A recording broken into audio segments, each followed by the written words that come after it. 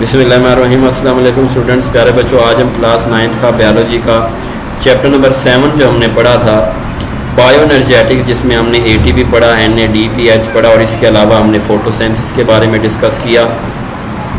उस चैप्टर में कुछ अहम जो है ना वो डायग्राम थी, क्योंकि वो चैप्टर लॉन्ग सवाल के हवाले से भी इम्पोर्टेंट है, क्योंकि आपका जो एक लॉन्ग सवाल है वो चैप्टर नंबर 7 और 8 में से आता है।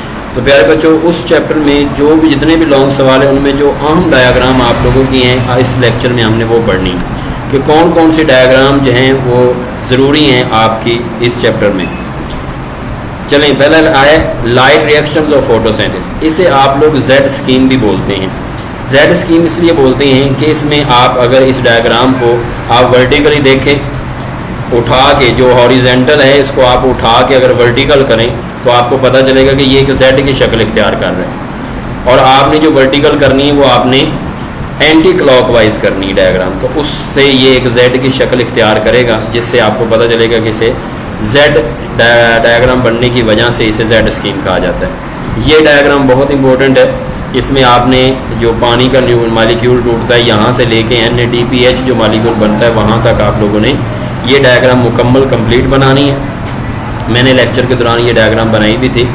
आप लोगों को बस एक चीज़ याद रखनी है, वो डायग्राम बनाते वो ये कि जो चीज़ बना रहे हो, जैसे ये आप लोग देख रहे हो पानी का मालिक्यूल है, तो यहाँ पे सिर्फ आप फार्मूला लगा दो, इसका वो स्ट्रक्चर बनाने की ज़रूरत नहीं है। बस जो डायग्राम लेबल करनी है उसमें आपने देखना है कि ये इलेक्ट्रॉन जहाँ जाए वहाँ लगाने हैं, और जो लेबल करते हुए नाम है वो लाजमी अच्छी तरह लिखने हैं। अगली डायग्राम है मैकेनिज्म ऑफ फोटोसिंथेसिस। तो मैकेनिज्म ऑफ फोटोसिंथेसिस में टोटल 3 स्टेजेस हैं, जिसमें ग्लाइकोलाइसिस पहली स्टेज है, और पहली स्टेज में जो 2 पायरोविक एसिड है मालिक्यूल वो अगली स्टेज क्रेब्स साइकिल में चले जाते हैं, और जब वो पायरोविक एसिड से क्रेब्स साइकिल में जाते हैं तो वो एसिटाइल कोएंजाइम A बन जाते हैं, और वो अपनी स्टेज मुकम्मल करने के बाद ATP और कार्बन डाइऑक्साइड बन के अलहदा हो जाती है, और साथ NADH और FADH2 इलेक्ट्रॉन ट्रांसपोर्ट चेन में चले जाते हैं, जिसमें पानी मालिक्यूल टूटता है, ऑक्सीजन ऐड होती है, और साथ ही जो है वो H2O plus ATP plus NAD plus और FAD प्लस बनते हैं, जो कि पहली डायग्राम में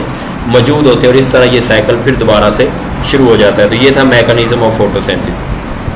अगली जो आपने डायग्राम याद करनी है वो है एनर्जी चार्ट ऑफ रिस्पिरेशन।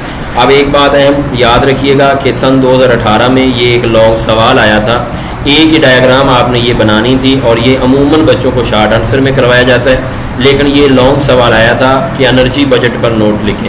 तो ये एनर्जी बजट है ATP का, कि ATP के एनर्जी बजट में टोटल जो है वो कितने मालिक्यूल बनते हैं, टोटल जो है वो 36 ATP बनते हैं, और एक साइकिल मुकम्मल होता है। और ये डायग्राम आपने अच्छी तरह याद कर लेनी है, सिर्फ लाइंस आपने लगानी है, एरो के निशान लगाने, और आपकी डायग्राम मुकम्मल हो जानी है। सबसे इंपॉर्टेंट बात यह कि आपने लेबल करते हुए आपने ख्याल रखना है कि नाम गलत नहीं लिखना, नाम गलत हो गया तो आपकी सारी डायग्राम गलत हो जाएगी।